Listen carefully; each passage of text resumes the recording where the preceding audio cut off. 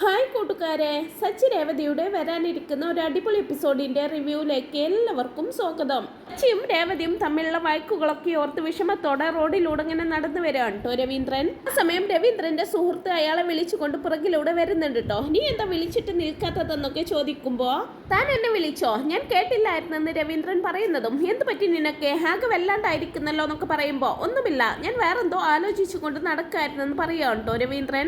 തുടർന്ന് രവീന്ദ്രൻ എന്തോ പോലെ അല്ല, ഭാര്യയ്ക്ക് സുഖമായോ എന്നൊക്കെ ചോദിക്കുമ്പോ സുഖമായെന്ന് പറയുന്നതും, ഒരുപാട് സന്തോഷമായി എനിക്ക്, നീ പണം ചോദിച്ചപ്പോൾ എനിക്ക് തരാൻ പറ്റിയില്ല, അതോർത്ത് എനിക്ക് നല്ല വിഷമമുണ്ടെന്നൊക്കെ പറയുമ്പോ, എന്താടാ ഇത്, നിന്റെ കയ്യിൽ ഉണ്ടെങ്കിൽ നീ തരാതിരിക്കില്ലെന്ന് എനിക്കറിയാലോ, നീ ഇനി അതൊന്നും ഓർത്ത് വിഷമിക്കണ്ടെന്നും അവളുടെ അസുഖമൊക്കെ മാറിയല്ലോ എന്നൊക്കെ പറയുമ്പോ എനിക്ക് സന്തോഷമായെന്ന് പറയുന്നുണ്ട് കേട്ടോ രവീന്ദ്രൻ വീണ്ടും. അന്നേരം രവീന്ദ്രന്റെ മുഖത്തെ വിഷമം കണ്ട്, നിനക്കിത് എന്ത് പറ്റി, മുഖമൊക്കെ ആകെ വല്ലാതായിട്ടുണ്ടല്ലോ എന്നൊക്കെ ചോദിക്കുമ്പോ, റിട്ടയർഡ് ആയപ്പോൾ സമാധാനത്തോടെ വീട്ടിലിരിക്കാമെന്നാ ഞാൻ കരുതിയിരുന്നത്, പക്ഷെ എനിക്കിപ്പോ ആ സമാധാനം തീരെ കിട്ടുന്നില്ലെന്നൊക്കെ രവീന്ദ്രൻ പറയുമ്പോ, എന്ത് പറ്റിയെന്ന് ചോദിക്കുന്നുണ്ട് കേട്ടോ അയാളെ. സച്ചിയെ കുറിച്ചോർത്ത് എനിക്ക് നല്ല വിഷമമുണ്ട്, അവന് കിട്ടിയ നല്ല ജീവിതം നശിപ്പിക്കുകയാണോ എന്ന് എനിക്ക് ഭയമുണ്ടെന്നൊക്കെ പറയുമ്പോ, സച്ചിയെ കുറിച്ച് തന്നെയാണോ താനീ പറയുന്നത്, അവനെ കുറിച്ച് എപ്പോഴും നല്ലത് മാത്രമല്ലേ താൻ പറഞ്ഞിരുന്നുള്ളൂ, അവനെ കുറിച്ച് നല്ല മതിപ്പായിരുന്നല്ലോ തനിക്കെന്നൊക്കെ ചോദിക്കുമ്പോ, അവൻ നല്ലവനൊക്കെ തന്നെയായിരിക്കും, പക്ഷെ അവനെ എനിക്ക് മനസ്സിലാകുന്നില്ല, രേവതിക്ക് നല്ലൊരു ഭർത്താവാൻ അവൻ ശ്രമിക്കുന്നില്ല,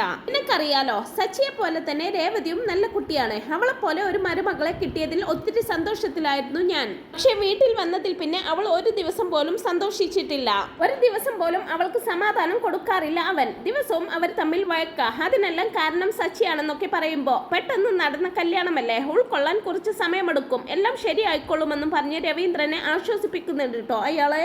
ആ സമയം രവീന്ദ്രൻ ആണെങ്കിൽ വീണ്ടും പറയുന്നത്, ഇല്ലടാ, ഞാനും അത് തന്നെയാ കരുതിയിരുന്നത്, പക്ഷേ ദിവസം കൂടുന്തോറും അവർക്കിടയിലുള്ള വഴക്ക് കൂടിക്കൊണ്ടുവരിക, ആ വഴക്ക് ഇപ്പോൾ സ്വർണത്തിൽ വരെ എത്തി നിൽക്കാണെന്നൊക്കെ പറയുമ്പോ കാര്യം അന്വേഷിക്കുന്നുണ്ട് കേട്ടോ അയാളെ. വിരുന്നിന് പോയ സച്ചിക്ക് അവര് മാല കൊടുത്തതും അതവൻ പണയം വെച്ചതും ഒക്കെ പറയുന്ന സമയത്ത് ആകെ വല്ലാണ്ടാവുന്നുണ്ട് അയാള്. സച്ചി മാല പണയം വെച്ചത് കുടിക്കാനാണെന്നും പറഞ്ഞാണ് രേവതി അവനുമായിട്ട് വഴക്കെന്നൊക്കെ പറയുമ്പോ, സച്ചി ഒരിക്കലും അങ്ങനെ ചെയ്യില്ലെന്ന് അയാൾ പറയുന്നതും, അവനത് ചെയ്തു കഴിഞ്ഞു, എന്തിനാണ് അവൻ അത്രയും പണം എന്ന് ചോദിച്ചിട്ട് അവൻ പറയുന്നില്ല, അതും പറഞ്ഞാണ് ഇപ്പോൾ അവര് തമ്മിൽ വഴക്കെന്നൊക്കെ പറയുമ്പോ വീണ്ടും ആകെ വിഷമമാവുന്നുണ്ട് കേട്ടോ അയാൾക്ക്. കാരണം അയാളുടെ ഒരു ആവശ്യത്തിന് വേണ്ടിയിട്ടായിരിക്കും സച്ചി ആ മാല പണയം വെച്ചിരിക്കുക. അയാൾ അക്കാര്യം രവീന്ദ്രനോട് പറയാതെ, സച്ചി അങ്ങനെ ചെയ്തിട്ടുണ്ടാവില്ലെന്നും എല്ലാം ശരിയാവുമെന്നൊക്കെ പറഞ്ഞ് രവീന്ദ്രനെ ആശ്വസിപ്പിച്ച് അവിടുന്ന് പറഞ്ഞയക്കുന്നുണ്ട്. പിന്നീട് അയാൾ എത്രയും പെട്ടെന്ന് രേവതിയെ കണ്ട് ഈ സത്യം അവളോട് പറയണമെന്ന് തീരുമാനിക്കുന്നുണ്ട്. അതേസമയം സച്ചി ആണെങ്കിലോ കാറിന്റെ RC ബുക്ക് പണയം വെച്ച് മാല തിരിച്ചെടുക്കാനുള്ള പണം മറ്റൊരിടത്തു നിന്നും എടുക്കാൻ കേട്ടോ. പണം തിരിച്ചടച്ചില്ലെങ്കിൽ കാർ ഞങ്ങൾ കൊണ്ടുപോകുമെന്നൊക്കെ അയാൾ മുന്നറിയിപ്പ് കൊടുക്കുന്നതും, എന്റെ കാറിൽ ഞാൻ ഒരാളുടെയും കൈവെക്കാൻ സമ്മതിക്കില്ല, അതിനു മുമ്പ് ഞാൻ പണം തിരിച്ചടച്ചിരിക്കുമെന്ന് പറയാൻ കേട്ടോ സച്ചി. പിന്നീട് അങ്ങനെ രവീന്ദ്രന്റെ സുഹൃത്ത് തന്റെ ഭാര്യക്കുള്ള ഭക്ഷണവുമായിട്ട് ഹോസ്പിറ്റലിലേക്ക് പോവായിരിക്കും. ആ സമയം പുറത്തു പോയി വരുന്ന രേവതി വണ്ടിയിൽ നിന്നും ഇറങ്ങി അയാളുടെ അരികിലേക്ക് വരുന്നുണ്ട്. രേവതിയെ കാണുന്നതും അയാൾക്കും സന്തോഷമാവുന്നുണ്ട് കേട്ടോ. ആന്റിക്ക് എങ്ങനെ ഉണ്ടെന്നൊക്കെ രേവതി ചോദിക്കുമ്പോ, ടെസ്റ്റുകളെല്ലാം ചെയ്തു, തുടക്കത്തിലെ കണ്ടുപിടിച്ചത് കൊണ്ട് മാറുമെന്നാ ഡോക്ടർ പറഞ്ഞത്, എല്ലാറ്റിനും നന്ദി പറയേണ്ടത് സച്ചിയോടാണ്, അവനില്ലെങ്കിൽ എന്റെ ഭാര്യയെ ജീവനോടെ കാണാൻ പറ്റില്ലായിരുന്നു എനിക്ക്, ഞാൻ വീട്ടിൽ വന്ന് അവനോട് നന്ദി പറയാൻ ഇരിക്കുകയായിരുന്നെന്നൊക്കെ പറയുമ്പോ ഒന്നും മനസ്സിലാവാതെ അങ്ങനെ നിൽക്കാൻ കേട്ടോ രേവതി. അങ്കിൾ എന്താ ഈ പറയുന്നതെന്നൊക്കെ ചോദിക്കുമ്പോ, അതേ മോളെ, ഹോസ്പിറ്റലിലെ ബില്ലടക്കാൻ പണമില്ലാതെ വിഷമിച്ചു നിന്നപ്പോഴാണ് ഒരു ദൈവത്തെ പോലെ സച്ചി എന്റെ മുന്നിലേക്ക് എത്തിയതെന്നും പറഞ്ഞ് അന്ന് നടന്ന കാര്യങ്ങളൊക്കെ രേവതിയോട് പറയുന്നുണ്ട് കേട്ടോ അയാള്. വിഷമിച്ചു നിൽക്കുന്ന അങ്കിളിനെ കണ്ട് സച്ചി കാര്യം അന്വേഷിച്ചതും പണമില്ലെന്ന് പറഞ്ഞു പൊട്ടിക്കരയുന്ന അങ്കിളിനെ ആശ്വസിപ്പിച്ചുകൊണ്ട് ഉടനെ തന്നെ പണം റെഡിയാക്കി കൊണ്ടുവന്നതെല്ലാം പറയുന്നുണ്ട് കേട്ടോ.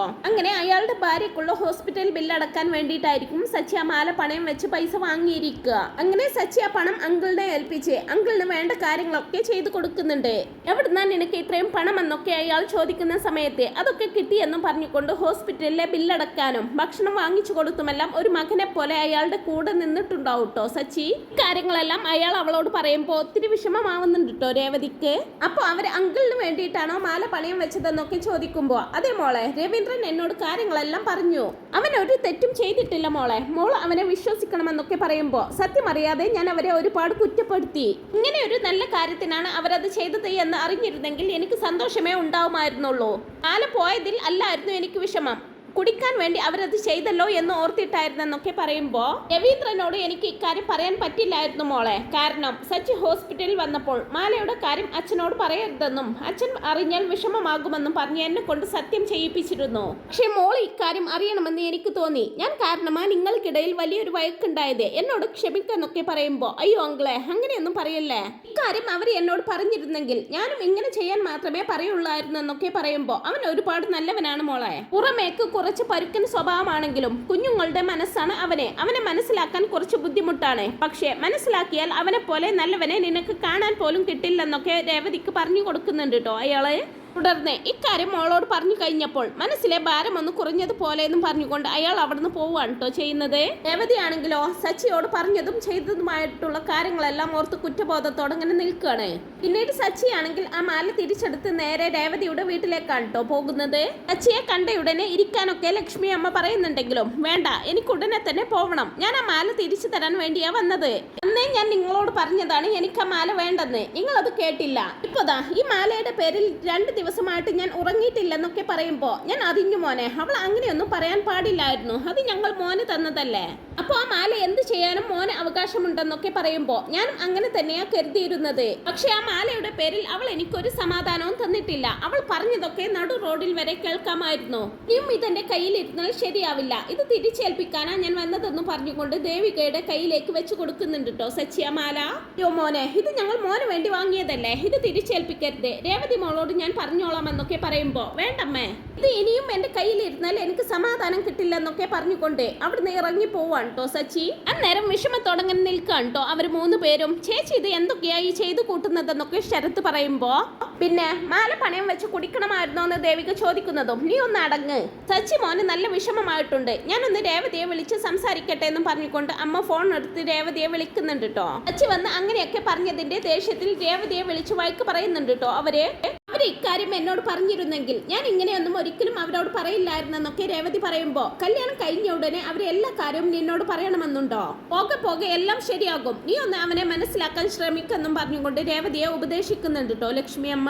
പിന്നീട് അങ്ങനെ രേവതി രവീന്ദ്രന് ചായ കൊണ്ടുപോയി കൊടുത്തുകൊണ്ട് രവീന്ദ്രനോടും ഇക്കാര്യം പറയുന്ന സമയത്ത് അച്ഛയെ വഴക്ക് പറഞ്ഞതൊക്കെ ഓർത്ത് ഒത്തിരി വിഷമമാവുന്നുണ്ട് കേട്ടോ അയാൾക്കും. അപ്പൊ അവന് അതിന് വേണ്ടിയിട്ടാണല്ലേ അത് ചെയ്തതെന്നൊക്കെ പറയുമ്പോ അതെ അച്ഛാ, അവരക്കാര്യം എന്നോട് പറഞ്ഞിരുന്നെങ്കിൽ ഞാൻ ഒരിക്കലും അവരെ കുറ്റപ്പെടുത്തില്ലായിരുന്നു. ഞാൻ അവരോട് പറഞ്ഞത് കുറച്ച് കൂടിപ്പോയെന്ന് എനിക്കറിയാം, എന്നോട് ക്ഷമിക്കച്ചാന്ന് പറഞ്ഞുകൊണ്ട് റൂമിലേക്ക് കയറി പോകുകയാണ് കേട്ടോ രേവതി. പിന്നീട് അങ്ങനെ ജോലി കഴിഞ്ഞ് വീട്ടിലെത്തുന്ന സച്ചിയോടായിട്ട് കഴിക്കാൻ എടുക്കട്ടെ എന്നൊക്കെ ചോദിക്കുമ്പോ വേണ്ടെന്നും ഞാൻ എടുത്തോളാമെന്നും പറയുന്നുണ്ട്. രേവതി ഒരു പരുങ്ങലോടെ മാല എന്ന് പറയാൻ തുടങ്ങുന്നതും നീ ഇക്കാര്യം ചോദിക്കുമെന്ന് എനിക്കറിയാമായിരുന്നു, അതുകൊണ്ട് തന്നെ ആ മാല തിരിച്ചെടുത്ത് നിന്റെ അമ്മയുടെ കയ്യിൽ കൊടുത്തിട്ടുണ്ട്, വിശ്വാസമില്ലെങ്കിൽ ഫോൺ ചെയ്ത് ചോദിക്കെന്ന് പറയുന്നുണ്ട് കേട്ടോ.